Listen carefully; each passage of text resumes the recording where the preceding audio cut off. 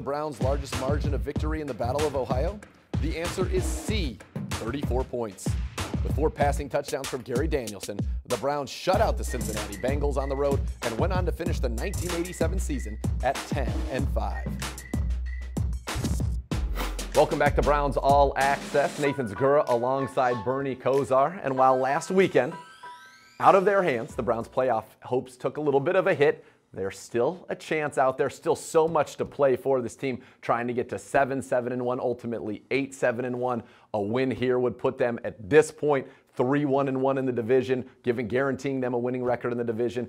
There's so much to play for. Greg Williams, I think, is going to have these guys focused. Yeah, staying on the Greg Williams theme here, and again, this is not to be his marketing representative either. He's doing such an amazing job, and when you start talking like he has consistently talked about since he's come here and had the job of one step at a time, one drill at a time, one day at a time, one game at a time. And for us to be in late December and the games are still meaningful, this is when that type of attitude of one step at a time really helps and comes into play. The physical play last week was the differentiator for us to get the W. Cincinnati, with their mistakes and having a rough season, physical play for the whole game, taking it to them. Greg Williams is definitely going to emphasize that point with the team this week, and I look for a similar type offense coming out and defense. I agree. I think you can impose your will on them and get them to fold up shop here. And by the way, the Browns, an opportunity to sweep the Battle of Ohio for the first time since 2002. With more on that game, Andrew Gribble talked with the Browns head coach, Greg Williams.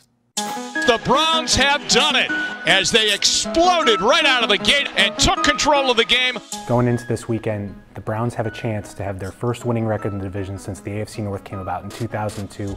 How much of a step forward is that for this organization, and just how tough is it to get a winning record in the AFC North? It brings a smile to my face, and it's one of the things that was on my checklist personally when I came here. I really want the people of Cleveland to rejoice the fact that there's a good young nucleus here, that this could be something that's every season. And it's fun to see it start to take shape. When you guys played the Bengals earlier this season, you jumped on them really quick, got out to a 28-point lead.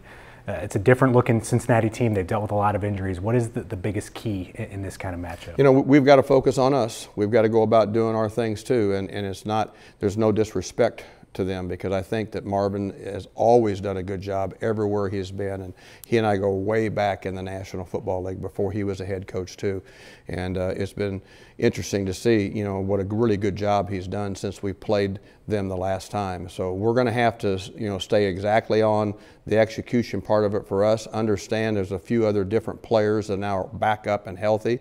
There's a few that aren't. But how we go about playing this team that he brings in here, every day is an interview. Every day is different, and you've got to be able to understand the competition for that day and come out on top on that day. You mentioned the winning record in the AFC North as a check mark. If you win the next two, winning record for the entire season, how much would that mean for? It'd be another check mark.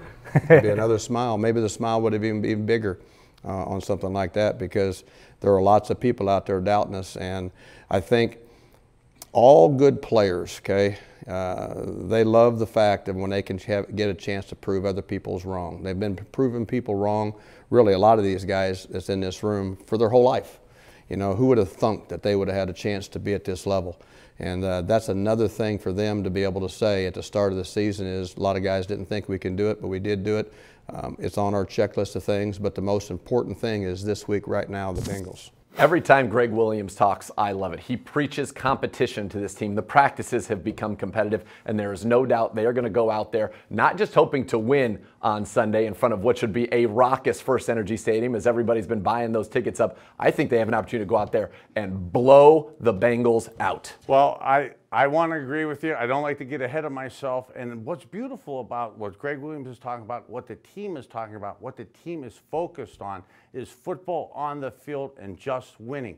Isn't it nice that we're basically through the show and we haven't even talked about Hugh Jackson? We haven't talked about soap opera type distractions. Right. All we're talking about is core good football and winning football. And that's a tribute to the organization and to these guys that have this just singular focus to win games. Absolutely, that is what they're going to try to do. And for the latest on your Browns team, keep it tuned to clevelandbrowns.com, the Browns mobile app. You can subscribe to our YouTube channel. And for the latest on Bernie, check out Kozar19.com. It's the battle for Ohio, the Browns and the Bengals at First Energy Stadium. We thank you so much for joining us again on Browns All Access. Happy holidays to you and yours, and let's go Browns.